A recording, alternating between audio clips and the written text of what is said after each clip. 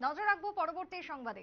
আগামী 16 এপ্রিল জরুরি বৈঠকে বসতে চলেছে বিসিসিআই এবং জরুরি বৈঠক হতে চলেছে 18তম আইপিএল নিয়ে, যেমনটা এখনো অবধি খবর।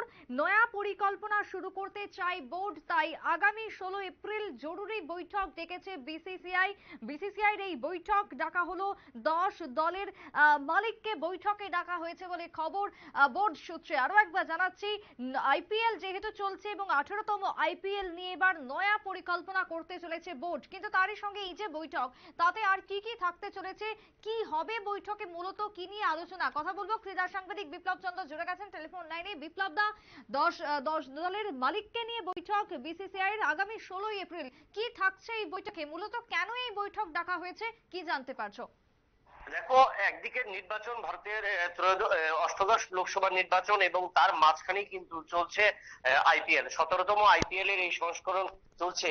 এবং এই আইপিএল যেটা শুরু হয়েছে আগামী 26শে মে কিন্তু তার পরিসমাপ্তি ঘটবে, অর্থাৎ ফাইনাল ম্যাচ অনুষ্ঠিত হবে।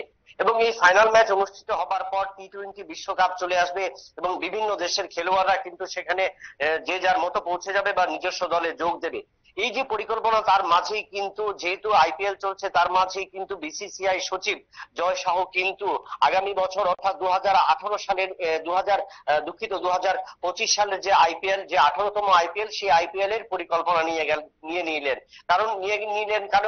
কারণ 16 এপ্রিল এবং তারপর আর 1 মাস তারপর দ্বিতীয় রাউন্ডের খেলাগুলো শুরু হবে এবং সেই ক্ষেত্রে যে সমস্ত দলগুলো প্রথম পর্যায় থেকে ছিটকে যাবে, সে সমস্ত খেলোয়াড়রা যে যার মতো ঘরে পৌঁছে যাবে বা নিজ দেশে পৌঁছে যাবে। এবং সেই ক্ষেত্রে কোন কোন প্লেয়ারদের সাথে বা কোন কোন ক্রিকেটারদের সাথে চুক্তিবদ্ধ করা যায় সে বিষয়ে করা সম্ভব হবে না। তাই কিন্তু অনেকটাই আগে থেকে কিন্তু আটঘাট বেঁধে নামার চেষ্টা, অর্থাৎ 18তম যে আইপিএল 2025 সালে অনুষ্ঠিত হবে, তার জন্য আগামী 16 এপ্রিল আহমেদাবাদে এক বৈঠক ডেকেছেন এবং সেই বৈঠকে জয় শাহ আবেদন জানিয়েছেন 10 দলের যারা মালিক রয়েছেন তাদের প্রত্যেককে।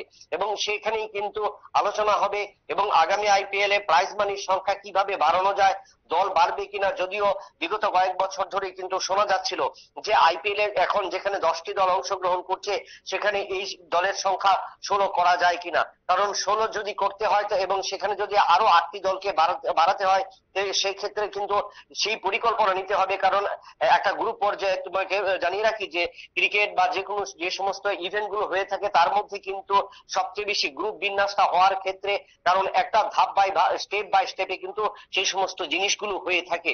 এবং এই পরিকল্পনাটা সুষ্ঠুভাবে নেওয়ার জন্য তার পাশাপাশি মহিলা আইপিএল আমরা দেখেছি এবছর দ্বিতীয় সংস্করণ গিয়েছে এবং আগামীতে তৃতীয় সংস্করণ। এবং সেখানে দেখছি কি আমরা এই আইপিএল এ মাত্র 5টি দল অংশ নিচ্ছে। গত বছর থেকে শুরু হয়েছে, এবছর তার দ্বিতীয় সংস্করণ গেল এবং 2018 সালে তৃতীয় সংস্করণ। এবং সেখানেও মহিলাদের দলের সংখ্যা 5 থেকে আরো বৃদ্ধি করা যায় কিনা, এই সমস্ত বিষয় নিয়ে কিন্তু সবচেয়ে বেশি আলোচনা হবে। যেখানে ছেলেদের দল 10টি অংশগ্রহণ করছে, সেখানে মেয়েদের দল 5টি, আরো 5টি দল বাড়ানো যায় কিনা বা আরো 3টি দল বাড়ানো যায় কিনা, এই বিষয় নিয়ে সবচেয়ে বেশি আলোচনা হবে। এবং সেই বিষয়ে যখন আলোচনা হবে এবং বিসিসিআই সচিব যিনি রয়েছেন জয় শাহ, তিনি আবেদন জানিয়েছেন, তার পাশাপাশি থাকবেন বিসিসিআই সভাপতি রজার বিন্নি, অর্থাৎ প্রাক্তন ভারতীয় দলের ক্রিকেটার, অর্থাৎ 1983 সালের যে রজার বিন্নি ভারতীয় দলে দায়িত্ব পালন করেছিলেন এবং দলে ছিলেন এবং যেই দল প্রথম প্রোডিয়েন্সিয়াল কাপ জয়লাভ করেছিলেন, তিনি থাকবেন। এবং তাছাড়া থাকবেন আইপিএল এর যিনি চেয়ারম্যান রয়েছেন অরুণ ধুমাল, অর্থাৎ এই 3 জন থাকবেন। তার পাশাপাশি 10টি দল, যে 10টি ফ্র্যাঞ্চাইজি রয়েছে তাদের মালিকরা থাকবেন এবং 5টি যে মহিলা আইপিএল দল অংশ নিয়েছে তাদেরও মালিকরা থাকবেন। অর্থাৎ মোট কথায় 2025 সালের যে 18তম আইপিএল, তার জন্য কিন্তু পরিকল্পনা একদম এখন থেকে নেওয়া শুরু করবেন, যেহেতু সামনে টি-20 বিশ্বকাপ। একেবারেই তাই। অনেক ধন্যবাদ বিপ্লব দা, তোমায় কথা বলছিলাম ক্রীড়া সাংবাদিকের সঙ্গে। তবে যেহেতু টি-20 সামনে রয়েছে, তার আগে এখন বর্তমানে আইপিএল চলছে এবং এই আইপিএল কে কেন্দ্র করে নয়া পরিকল্পনা নিতে চলেছে বিসিসিআই। তাই সেই জায়গাতে দাঁড়িয়ে জরুরি বৈঠক হতে চলেছে আগামী 16 এপ্রিল, যে বৈঠকে উপস্থিত থাকবেন, স্বয়ং পৌরোহিত্য করবেন বোর্ড সভাপতি জয় শাহ দুঃখিত, এবং তার সঙ্গে 10 দলের মালিককেও ডাকা হয়েছে এই বৈঠককে কেন্দ্র করে। ছোট্ট বিরতির পর ফিরবো, সঙ্গে থাকুন।